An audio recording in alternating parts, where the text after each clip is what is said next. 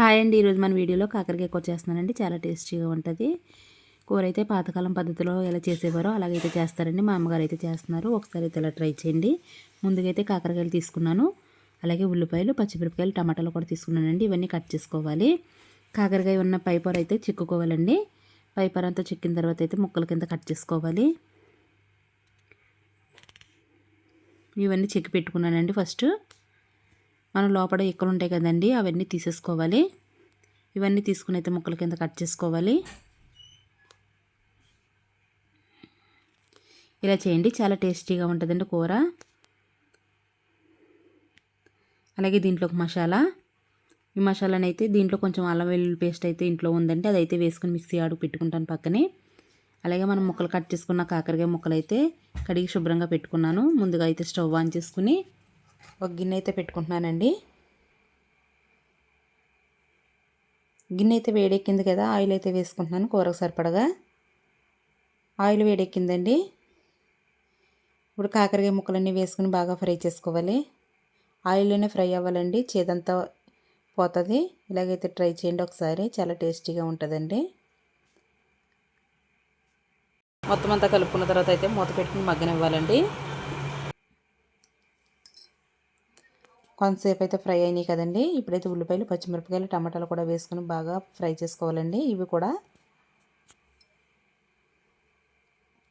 దీంట్లోనే టేస్ట్ సరిపడక కల్లుప్పు వేసుకుంటున్నానండి. అలాగే కొంచెం పసుపు. ఇవి రెండు వేసుకున్న తర్వాత అయితే బాగా కలుపుకోవాలి.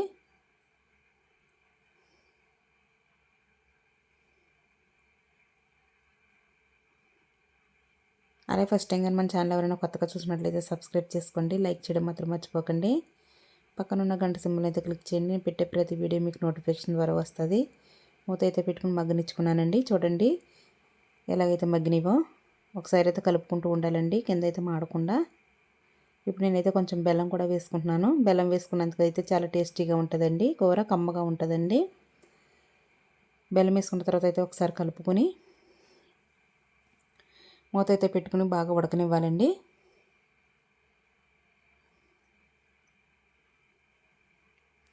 చూడండి ఎంత బాగా మగ్గిందో.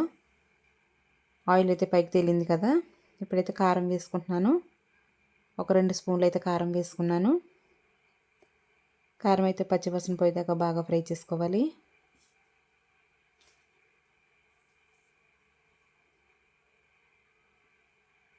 మూత అయితే పెట్టుకుంటున్నానండి. కొంతసేపు అయితే కొంచెం మగ్గనివ్వాలి. చింతపండు అయితే నానబెట్టుకుంటున్నానండి. ఒక పెద్ద నిమ్మకాయ సైజ్ అంతా చింతపండు అయితే నానబెట్టుకున్నాను. చూడండి ఎంత బాగా గ్రేవీ కింద వచ్చిందో. ఇప్పుడైతే వాటర్ వేసుకోవాలి. ముక్కలు ములిగేదాకా అయితే వాటర్ వేసుకోవాలండి. మూత అయితే పెట్టుకుని ఉడకనివ్వాలి.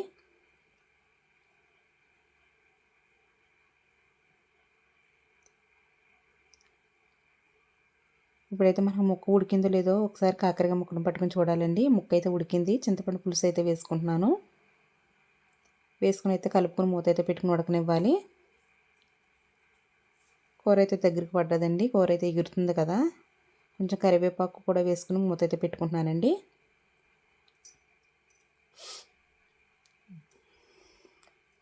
కూర అయితే ఎగురుతుంది కదండి. ఇప్పుడైతే మసాలా నూరుకున్నాం కదా, అదైతే వేసుకోవాలి. మసాలా అయితే వేసుకుని కొంచెంసేపు అయితే మగ్గనివ్వాలి.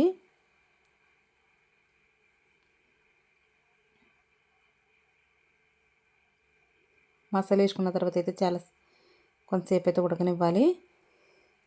చూడండి ఎంత గ్రేవీతో బాగా వచ్చింది చూడండి.